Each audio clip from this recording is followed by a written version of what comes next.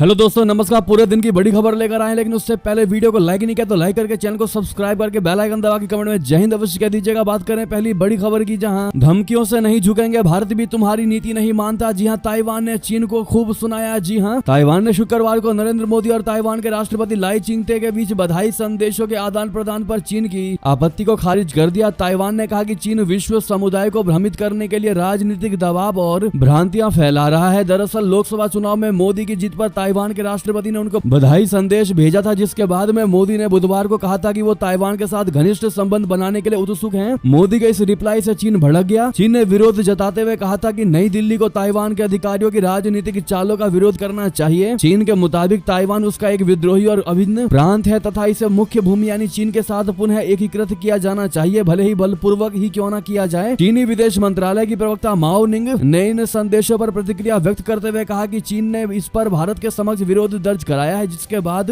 Taiwan के विदेश मंत्रालय ने करारा जवाब दिया है। दोस्तों, चाइना को और क्लियर कह दिया है कि हम एक स्वतंत्र देश हैं, हमारा चीन से कोई संबंध नहीं है, और कह दिया है कि भारत के साथ साझेदारी बनाने के लिए हम पूरे तरीके से समर्पित हैं। चाइना हमारा कुछ भी नहीं बिगाड़ पाएगा। जी हाँ, ये कहते हुए चीन को खरी खरी सुना दी है दोस्तों ताइवान ने। ऐसे में अगर आप भी मानते कि ताइवान एक अलग देश है, पूरे तरीके से सेपरेट कंट्री है, तो कमेंट में अपनी राय अवश्य दीजिएगा। तो वहीं आपको बता दें, भारत से तनाव के बीच नरेंद्र मोदी के शपथ ग्रहण में शामिल होंगे मालदीव के राष्ट्रपति मोहम्मद मुइज़ू। निमंत्रण किया स्वीकार। जी हां, भारत के साथ चल रहे तनाव के बीच मालदीव के राष्ट्रपति मोहम्मद मुइज़ू 9 जून को नरेंद्र मोदी के शपथ ग्रहण समारोह में शामिल होने के लिए नई दिल्ली आ रहे हैं। उन्होंने प्रधानमंत्री मोदी जी का निमंत्रण स्वीकार कर लिया है। भारत ने पड़ोसी प्रथम नीति के तहत नेपाल, भूटान, श्रीलंका, मॉरिशस, बांग्लादेश और मालदीव जैसे देशों के राष्ट्रीय अध्यक्षों को शपथ ग्रहण समारोह का न्योता भेजा है। मुइज़ू ने सप्ताहांत में नई दिल्ली में आयोजित होने वाले प्रधानमंत्री नरेंद्र मोदी के शपथ ग्रहण समारोह में शामिल होने का निमंत्रण स्वीकार कर लिया है। समाचार पोर्टल एडिशन एमवी ने अपने सहयोगी प्रकाशन मिहारू न्यूज के हवाले से अपनी खबर में ये जानकारी दी। खबर के अनुसार राष्ट्रपति मुइज़ू कई अन्य वरिष्ठ सरकारी अधिकारियों के साथ समारोह के लिए आज नई दिल्ली के लिए रवाना होंगे। मुइज़ू की पहली आधिकारिक भारत यात्रा के बारे में मालदीव के राष्ट्रपति कार्यालय की ओर से अभी तक कोई आधिकारिक यानी ऑफिशियल पुष्टि नहीं हुई है। तो वही बड़ी खबर बता दें, नरेंद्र मोदी का रिकॉर्ड तीसरी बार प्रधानमंत्री बनना तय होने से चीन पाकिस्तान में मच गया खौफ, भारत पर रख रहे हैं पैनी नजर। दरअसल प्रधानमंत्री मोदी जी के कल शपथ ग्रहण समारोह की खबर सुनते ही पाकिस्तान और चीन में हलचल मच गई है। रिकॉर्ड तीसरी बार मोदी के पीएम बनने से चीन और पाकिस्तान को भारत के और अधिक मजबूत होने का खौफ सताने लगा है। इसीलिए चीन के राष्ट्रपति शी जिनपिंग और पाकिस्तान के प्रधानमंत्री शहबाज शरीफ शुक्रवार को दोनों देशों के बीच सामरिक सहयोग को प्रगाढ़ बनाने पर यानी प्रोफाउंड बनाने पर चर्चा की। दोनों देश प्रधानमंत्री नरेंद्र मोदी के रिकॉर्ड तीसरी बार प्रधानमंत्री बनने पर पैनी नजर बनाए हुए हैं। ऐसे में किन किन को लगता है कि प्रधानमंत्री नरेंद्र मोदी जी तीसरी बार प्रधानमंत्री तो जरूर बनेंगे और 6 महीने के भीतर पीओके हासिल करके ही रहेंगे? अपनी राय अवश्य दीजिएगा, क्योंकि योगी आदित्यनाथ जी ने भाषण में कहा भी था। तो वहीं आपको बता दें, शहबाज शरीफ ने चीनी प्रधानमंत्री से की मुलाकात, सीपीईसी कॉरिडोर की रक्षा करने की खाई है कसम। जी हाँ, दरअसल चीन ने अच्छे तरीके से पाकिस्तान को धमकाया, जिसके बाद कांप उठा पाकिस्तान। सीपीईसी की रक्षा करने की पीएम शहबाज शरीफ ने खाई कसम। दरअसल पाकिस्तान के पीएम शहबाज शरीफ एक बार फिर चीन की शरण में पहुंचे हैं। जैसा कि हमने आपको भी बताया, पाकिस्तान के नकदी संकट से जूझ रही अर्थव्यवस्था को पुनर्जीवित करने के लिए शहबाज शरीफ चीन से निवेश मांगने मिशन पर बीजिंग पहुंचे हैं। इसके अलावा प्रधानमंत्री शहबाज शरीफ ने चीनी कर्मियों को बार बार होने वाले आतंकवादी हमलों से पूरी सुरक्षा का आश्वासन दिया। शरीफ चीन की अपनी 5 दिवसीय आधिकारिक यात्रा के पहले चरण में मंगलवार को दक्षिणी शहर शेनझेन पहुंचे। पाकिस्तान की सरकारी समाचार एजेंसी एसोसिएटेड प्रेस पाकिस्तान की खबर के मुताबिक पाकिस्तान चीन व्यापार मंच को संबोधित करते हुए शरीफ ने चीनी निवेशकों को हर संभव सुविधा और चीनी कर्मियों की सुरक्षा का आश्वासन दिया। तो वहीं आपको बता दें, छत्तीसगढ़ में सुरक्षा बलों को मिली बहुत बड़ी सफलता। एनकाउंटर में ढेर किए गए 7 नक्सली और इस मुठभेड़ में अपने 3 जवान भी घायल हो गए। दरअसल नारायणपुर दंतेवाड़ा के सीमावर्ती इलाके में डिस्ट्रिक्ट रिजर्व ग्रुप के जवानों की नक्सलियों से मुठभेड़ हो गई। मुठभेड़ के दौरान अब तक 7 नक्सली मारे गए। जवानों ने हथियार बरामद किए हैं। क्षेत्र में सर्चिंग अभियान जारी है। जी हां, नारायणपुर एसपी प्रभात कुमार ने बताया कि 6 जून की रात से जिला नारायणपुर दंतेवाड़ा कोंडा गांव के सीमावर्ती इलाके में पूर्व बस्तर डिवीजन अंतर्गत ग्राम मुंगेडी गोबेल क्षेत्र में नक्सलियों के खिलाफ अंतर जिला संयुक्त ऑपरेशन चलाया गया था। अभियान के दौरान 7 जून को दिन भर गोबेल क्षेत्र के जंगल में पुलिस पार्टी और माओवादियों के बीच रुक रुक कर मुठभेड़ हुई। बता दें, इसमें 7 नक्सली ढेर हुए हैं। वहीं नारायणपुर डीआरजी के 3 जवान घायल हुए हैं और एक घायल जवान की स्थिति सामान्य परेशान एवं खतरे से बाहर है। तो वहीं आपको बता दें, जेल में बंद इमरान खान को याद आए अरविंद केजरीवाल, पाकिस्तान के सुप्रीम कोर्ट में की भारतीय न्याय व्यवस्था की तारीफ। जी हाँ, तोशाखाना समेत विभिन्न मुकदमों में जेल में बंद पाकिस्तान के पूर्व प्रधानमंत्री इमरान खान को दिल्ली के मुख्यमंत्री अरविंद केजरीवाल की याद आई है। उन्होंने केजरीवाल की याद करने के साथ भारतीय न्याय व्यवस्था की पाकिस्तान के सुप्रीम कोर्ट में तारीफ भी की। इमरान खान ने अपने साथ किए गए दुर्व्यवहार की उच्चतम न्यायालय में शिकायत की और भारत में लोकसभा चुनाव में प्रचार करने के लिए दिल्ली के मुख्यमंत्री अरविंद केजरीवाल को जमानत मिलने का उदाहरण पेश किया। उन्होंने चुनाव के दौरान केजरीवाल को भारत की सुप्रीम कोर्ट से जमानत मिलने के लिए भारतीय न्याय व्यवस्था की तारीफ भी की। जी हाँ, आपको बता दें कि जब से इमरान खान जेल में बंद तब से एक बार भी उनको जमानत नहीं दी गई है, एक बार भी उनको बाहर नहीं आने दिया गया और ऐसे में उनको भारत के न्याय व्यवस्था की याद आ रही है। तो वहीं आपको बता दें, जिसको लेकर आशंकित थी पूरी दुनिया, पुतिन ने बता दिया यूक्रेन से जंग में परमाणु हथियारों के इस्तेमाल को लेकर क्या है उनका फैसला। दरअसल रूस यूक्रेन युद्ध में जिन परमाणु हथियारों का इस्तेमाल को लेकर पूरी दुनिया आशंकित थी, उस पर राष्ट्रपति व्लादिमीर पुतिन ने शुक्रवार को बहुत बड़ा बयान दिया है। पुतिन ने बता दिया है कि वो यूक्रेन युद्ध में परमाणु हथियारों का इस्तेमाल करेंगे या नहीं। राष्ट्रपति ने कहा कि रूस को यूक्रेन में जीत हासिल करने के लिए परमाणु हथियारों का उपयोग करने की कोई आवश्यकता नहीं है। क्रेमलिन की ओर से ये अब तक का सबसे मजबूत संकेत है कि द्वितीय विश्व युद्ध के बाद से यूरोप का सबसे घातक संघर्ष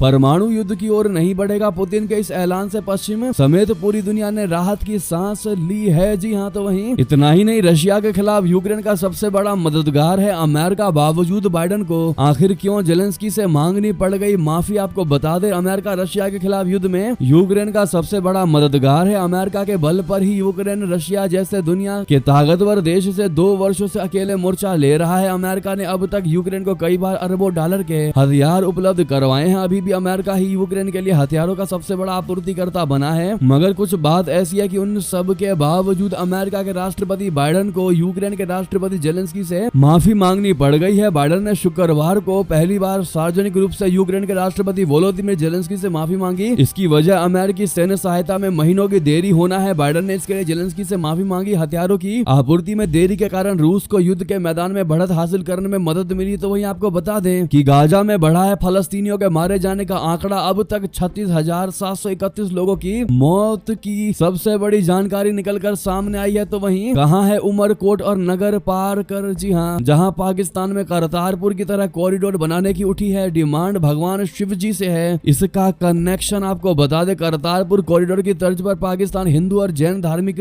स्थलों के लिए कॉरिडोर खोलने पर विचार कर रहा है। ये कॉरिडोर सिंध प्रांत में खुलेगा ताकि हिंदू और जैन धर्म के लोग सिंध में स्थित धार्मिक स्थलों में जाकर पूजा अर्चना कर सके। सिंध प्रांत के पर्यटन मंत्री जुल्फिकार अली शाह ने कहा है कि हिंदू और जैन धर्म के श्रद्धालुओं की सुविधा के लिए प्रांत में पाकिस्तान भारत सीमा पर करतारपुर जैसा धार्मिक गलियारा बनाया जा सकता है। शाह ने कहा कि ये कॉरिडोर उमरकोट और नगर पारकर में बनाया जा सकता है। उमरकोट में श्री शिव मंदिर है जिसे सिंध के सबसे पुराने हिंदू मंदिरों में से एक माना जाता है। कुछ लोगों का मानना है कि इसका निर्माण 2000 साल से भी पहले हुआ था। तो वहीं आपको बता दे दोस्तों, बड़ी खबर, जहां प्रधानमंत्री बनने के फौरन बाद इटली जाएंगे नरेंद्र मोदी जी। फिर कहां कहां होगा विदेश दौरा। दरअसल प्रधानमंत्री नरेंद्र मोदी जी 9 जून के बाद यानी प्रधानमंत्री बनने के बाद शपथ ग्रहण समारोह के बाद तुरंत इटली की अपनी पहली यात्रा पर जाने वाले हैं। आज प्रधानमंत्री मोदी जी को एनडीए दल का नेता चुन लिया गया और उसके बाद तय हो चुका है कि उनका सबसे पहला दौरा इटली का ही होगा। लोकसभा चुनाव में जीत हासिल के बाद प्रधानमंत्री मोदी जी ने G7 शिखर सम्मेलन में भाग लेने के लिए इतालवी प्रधानमंत्री जॉर्जिया मेलोनी का निमंत्रण स्वीकार कर लिया है, जो 13 से 15 जून तक बोर्गो एग्राजिया अपोलिया में आयोजित किया जाएगा। इस साल इटली G7 की अध्यक्षता कर रहा है। यह शिखर सम्मेलन global economic landscape, international trade, जलवायु परिवर्तन और रशिया यूक्रेन युद्ध और इजराइल और हमास के बीच संघर्ष के प्रभावों जैसे महत्वपूर्ण मुद्दों पर ध्यान केंद्रित करेगा। दोस्तों, इसी बीच आपसे सबसे बड़ा सवाल हमारा यही है, जैसा कि अभी तक तय नहीं हो पाया है कि भारत के अगले विदेश मंत्री कौन होंगे, लेकिन आप लोग क्या कहना चाहेंगे दोस्तों? क्या जयशंकर जी को फिर से विदेश मंत्री बनाना चाहिए कि नहीं बनाना चाहिए? बताना मत भूलिएगा। आप लोग देखते हैं क्या कहती है भारत की प्रिय जनता जयशंकर जी को लेकर। तो वहीं आपको बता दें, कंगना रनौत को थप्पड़ मारने वाली कांस्टेबल कुलविंदर के पक्ष में उतरा खालिस्तानी आतंकी पन्नू 8 लाख रुपए देने का कर दिया ऐलान। जी हाँ, एक्ट्रेस और हिमाचल प्रदेश के मंडी से नवनिर्वाचित भाजपा सांसद को थप्पड़ मारने वाली कांस्टेबल को खालिस्तानी आतंकवादी गुरपतवंत सिंह पन्नू ने इनाम देने का ऐलान किया है। पन्नू ने एक वीडियो जारी करके केंद्रीय औद्योगिक सुरक्षा बल यानी CISF की महिला कांस्टेबल कुलविंदर कौर की तारीफ की। उसने कहा है कि कुलविंदर ने कंगना को मारकर एकदम सही कदम उठाया है, यानी एकदम ठीक किया। वो इससे खुश है और अभिनेत्री और सांसद सांसद कंगना को थप्पड़ मारने के लिए कुलविंदर को $10,000 बोले तो करीब करीब 8 लाख भारतीय रुपए का इनाम देने का घोषणा किया है दोस्तों। तो वहीं आपको बता दें, उइगर मुस्लिमों के मुद्दे पर चीन और तुर्की में बढ़ गया पारा। खलीफा एर्दोगन के मंत्री ने ड्रैगन से कर दी 2 टुक मांग। जी हाँ, तुर्की चीन के साथ संबंधों की बेहतरी के लिए कोशिश कर रहा है, लेकिन उसमें उइगर मुस्लिमों का मामला एक बाधा की तरह सामने आ रहा है। तुर्की चाहता है कि चीन इस और गंभीरता के साथ कदम उठाए। मिडल ईस्ट आई से आई रिपोर्ट के मुताबिक तुर्की के 2 अधिकारियों ने बताया है कि उनके विदेश मंत्री हाकन फिदान ने इस हफ्ते की शुरुआत में अपनी चीन यात्रा के दौरान अल्पसंख्यक उइगर मुस्लिमों के अधिकारों और संस्कृति की सुरक्षा का मामला बीजिंग के सामने उठाया है। बीजिंग में तुर्की के विदेश मंत्री फिदायन ने अपने चीनी समकक्ष वांग यी और उपराष्ट्रपति झेंग से मुलाकात के दौरान इस पर बात किया है दोस्तों। तो वहीं टेक्नोलॉजी चुराते चुराते पायलट चुराने लगा चाइना। 5 आइज की रिपोर्ट से माथा पीट रहा अमेरिका। जी हाँ, अमेरिका की लापरवाही की वजह से चीन ने टेक्नोलॉजी की चोरी करते करते आज खुद को इतना मजबूत बना चुका है कि आज वो अमेरिका के लिए ही भस्मासुर बन चुका है। अब ऐसी रिपोर्ट है कि अपने पायलट्स को ट्रेनिंग देने और पश्चिमी देशों की रणनीतियों को जानने के लिए चीन उनके पायलटों की चोरी कर रहा है। 5 आइज पार्टनर्स, जिनमें अमेरिका के साथ साथ यूनाइटेड किंगडम, कनाडा, ऑस्ट्रेलिया और न्यूजीलैंड है, उसने एक संयुक्त बयान जारी किया है जिसमें कहा गया है कि चीन इन देशों के पायलट्स की भर्ती कर रहा है, जो एक बड़ा खतरा है। 5 आइज की तरफ से ये बुलेटिन 5 जून को जारी किया गया था दोस्तों। तो वहीं बता दें, ताइवान के हथियार से ईरान के किसी भी हमले को फेल कर सकता है इजराइल। आखिर क्यों ऐसा कह रहे हैं विशेषज्ञ? दोस्तों, इजराइल इस समय दोहरी जंग से लड़ रहा है। एक जंग वो हमास के खिलाफ जमीन पर लड़ रहा है, जबकि दूसरी जंग वो अवधारण की लड़ रहा है, जिसे उसके खिलाफ ईरान और दूसरे देशों ने दुष्प्रचार अभियान के जरिए छोड़ रखा है। लेकिन एक ऐसा हथियार है जिसका इस्तेमाल करके इजराइल खुद को इस दुष्प्रचार अभियान से बचा सकता है। जी हाँ, इजराइल के तेल अवीव में मौजूद ताइवान के आर्थिक और सांस्कृतिक कार्यालय की प्रमुख या पिंग ली का ऐसा मानना है। जी हाँ, खास बात यह है कि इस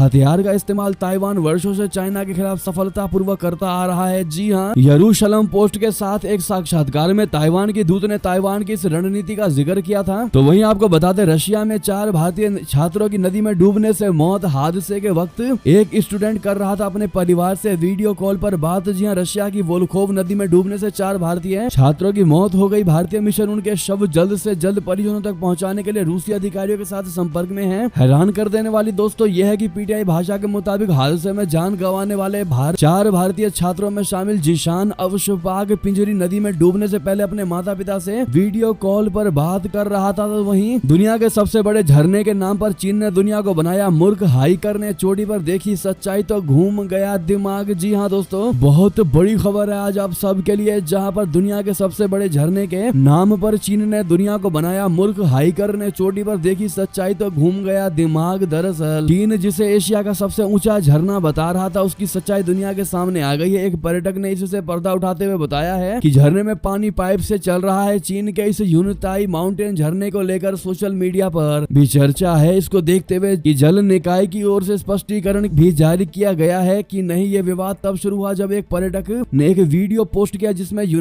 यूनताई माउंटेन झरने से पानी का प्रवाह चट्टान के ऊपर से बने पाइप के साथ बांध से आता दिखाई गया। यह उस दावे के उलट था जिसमें कहा गया था कि यह चीन का सबसे ऊंचा निर्बाध झरना है। तो वहीं आपको बता दें, सोवियत सेना को हराने वाले तालिबान से क्यों दोस्ती बढ़ा रहे हैं रूसी राष्ट्रपति व्लादिमीर पुतिन? संबंध बहाली के लिए बेचैनी की है खास वजह। दरअसल रशिया और तालिबान के बीच रिश्ते पूर्व में काफी तनावपूर्ण रहे हैं। तालिबान लड़ाके 80 के दशक में करीब 10 साल तक सोवियत सेनाओं के खिलाफ लड़ाई भी लड़ चुके हैं, लेकिन अब दोनों का एक दूसरे के लिए नजरिया बदलता दिखाई दे रहा है। 2021 में अफगानिस्तान में तालिबान की वापसी के बाद से काबुल के लिए रशिया एक प्रमुख खिलाड़ी के रूप में उभरा है, जिसने तालिबान शासन को गले लगाकर अपने दृष्टिकोण में गहरा बदलाव दिखाया है। ये रणनीतिक धुरी रशिया की विदेश नीति में एक महत्वपूर्ण मोड़ थी, जो अफगानिस्तान के लिए उसके पारंपरिक रुख में बदलाव का प्रतीक है। तो वहीं आपको बता दें, नरेंद्र मोदी तीसरी बार लेंगे प्रधानमंत्री पद की शपथ। दिल्ली को घोषित किया गया नो फ्लाइंग जोन। जी हाँ, आदेश कर दिया जारी। दरअसल नरेंद्र मोदी जी तीसरी बार देश के प्रधानमंत्री बनने जा रहे हैं। इसके लिए हर तरीके से सुरक्षा का पुख्ता इंतजाम किया गया है। एनडीए गठबंधन के संसदीय दल की बैठक में सर्वसम्मति से इस पर फैसला लिया गया है। नरेंद्र मोदी 9 जून को प्रधानमंत्री पद की शपथ लेंगे। इस दौरान सभी सांसदों की सहमति के दस्तावेजों को भी उन्होंने द्रौपदी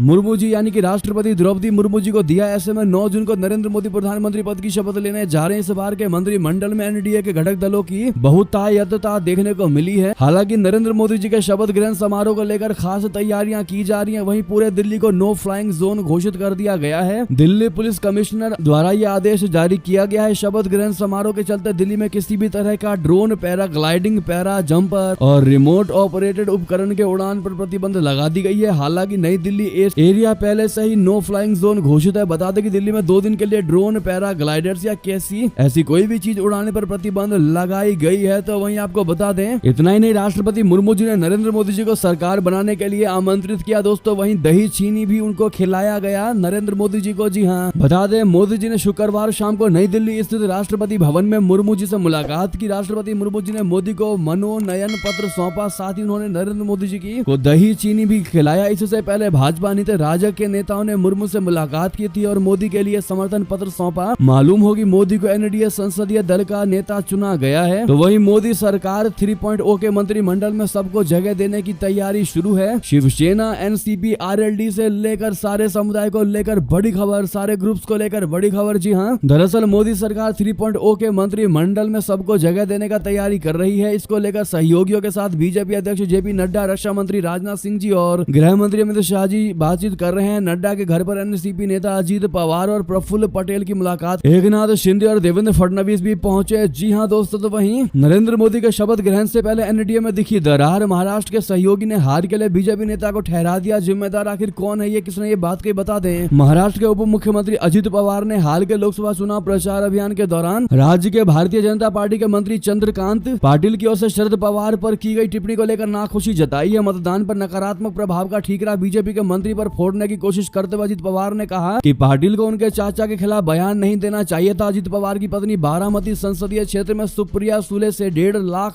से अधिक मतों के अंतर से हार गई थी। चंद्रकांत पाटिल ने शरद पवार की मजबूत पकड़ वाले क्षेत्र बारामती में संवाददाताओं को संबोधित करते हुए उन्हें यानी शरद पवार को हराने की अपनी मंशा स्पष्ट कर दी। उन्होंने एनसीपी के शीर्ष नेता पर बीजेपी शिवसेना गठबंधन के 161 सीट जीतने के बावजूद भी शिवसेना को अपने साथ लाकर 2019 के चुनाव के जनादेश की उपेक्षा करने का आरोप लगाया था। जी हाँ दोस्तों, तो वहीं आपको बता दें, कंगना रनौत को थप्पड़ मारने वाली कुलविंदर कौर पर एक्शन हुआ तेज। सस्पेंशन के बाद अब इन धाराओं में एफआईआर दर्ज। जी हाँ, हिमाचल की मंडी लोकसभा सीट से नवनिर्वाचित सांसद और अभिनेत्री कंगना रनौत से चंडीगढ़ एयरपोर्ट पर बदसलूकी के बाद से हंगामा मचा हुआ है। इस मामले में आरोपी सीआईएसएफ कांस्टेबल के खिलाफ एफआईआर दर्ज कर ली गई है और आगे की कार्रवाई शुरू कर दी गई है। तो वहीं इससे पहले सीआईएसएफ ने आरोपी महिला कांस्टेबल को सस्पेंड करके जांच के आदेश दे दिए थे। इस मामले में संबंधित थाना पुलिस ने सीआईएसएफ की शिकायत के आधार पर आरोपी महिला जवान कुलविंदर कौर के खिलाफ आईपीसी की धारा 323 और धारा 341 के तहत मुलाकात दर्ज किया है। दोनों जमानती धाराएं हैं और अभी तक कोई गिरफ्तारी नहीं हो पाई है। तो वहीं आपको बता दें, इतना ही नहीं, कंगना रनौत के थप्पड़ कांड पर राकेश टिकैत ने भी दिया बयान। सीआईएसएफ की महिला जवान का कर दिया समर्थन। जी हाँ, इस मुद्दे पर किसान नेता राकेश टिकैत का बयान सामने आया है। राकेश टिकैत ने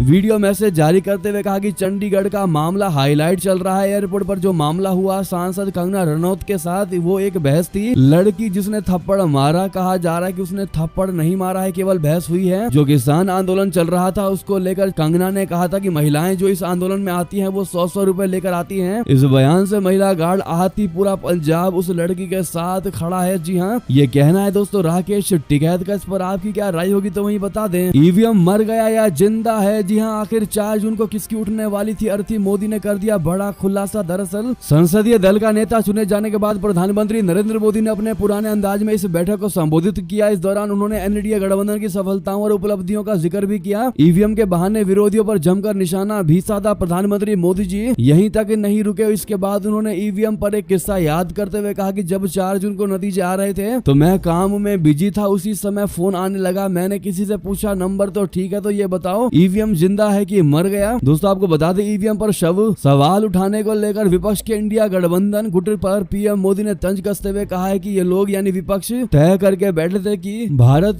के लोकतंत्र और लोकतांत्रिक प्रक्रिया के प्रति लोगों का विश्वास उठ जाएगा। लगातार ईवीएम को गाली देना, मुझे जो लगता था कि इस बार वो ईवीएम की अर्थी निकालेंगे, लेकिन 4 जून को उनकी जुबान पर ताले लगे और वो चुप हो गए हैं। ये ताकत है भारत के लोकतंत्र की और चुनाव आयोग की। मैं मानता हूँ कि 5 साल बाद अब ईवीएम सुनाई नहीं देगा। 2029 में जब हम जाएंगे तब ये मुद्दा फिर उठेगा। जी हाँ दोस्तों, तो वहीं आपको बड़ी खबर बता दे, जहाँ उत्तर प्रदेश से बड़ी खबर, अखिलेश यादव यहाँ से देंगे इस्तीफा। इस सीट पर फिर से होगा चुनाव। जी हाँ, लोकसभा चुनाव में समाजवादी पार्टी ने बेहतर प्रदर्शन किया है। इस प्रदर्शन से पार्टी हाईकमान उत्साहित है। ऐसे में पार्टी नेता कयास लगा रहे हैं कि समाजवादी पार्टी राष्ट्रीय अध्यक्ष अखिलेश यादव करहल विधानसभा सीट छोड़ सकते हैं। वही कुछ नेताओं ने तो चुनाव लड़ने के लिए तैयार तैयारी भी शुरू कर दिया। हालांकि अभी तक इस संबंध में पार्टी हाईकमान ने अपना रुख स्पष्ट नहीं किया है। सपा राष्ट्रीय अध्यक्ष अखिलेश यादव करहल विधानसभा सीट से विधायक है। हाल ही में हुए लोकसभा चुनाव में सपा राष्ट्रीय अध्यक्ष ने कन्नौज लोकसभा सीट से जीत हासिल की है। अखिलेश की जीत के साथ ही समाजवादी पार्टी ने इस बार लोकसभा चुनाव में बेहतर प्रदर्शन किया। तो वहीं बता दें, सरकार बनाने का दावा पेश करने से पहले आडवाणी के घर पर गए थे प्रधानमंत्री नरेंद्र मोदी जी। सरकार बनाने का दावा पेश करने राष्ट्रपति भवन जाने से पहले नरेंद्र मोदी भाजपा के वरिष्ठ नेता लाल कृष्ण आडवाणी के आवास पर पहुंचे थे और उनसे मुलाकात की। इस दौरान उन्होंने आडवाणी से आशीर्वाद भी लिया। ऐसे में दोस्तों, अगर आप भी अपने प्रधानमंत्री नरेंद्र मोदी जी को प्रधानमंत्री बनते हुए देखना चाहते हैं, शपथ लेते हुए देखना चाहते हैं, तो कमेंट में मोदी है तो मुमकिन है कहना मत भूलिएगा। इसी बीच ये थे की सारी बड़ी खबर। आपको हमारी खबर कैसी लगी, जैसे भी लगी कमेंट में लिखकर अवश्य बताइएगा दोस्तों, और वीडियो को शेयर करना मत भूलिएगा। साथ ही वीडियो को लाइक करके चैनल को सब्सक्राइब करके बेल आइकन दबा के कमेंट में जय हिंद कह दीजिएगा। मिलता अगली बड़ी खबर में। बहुत बहुत धन्यवाद। जय हिंद।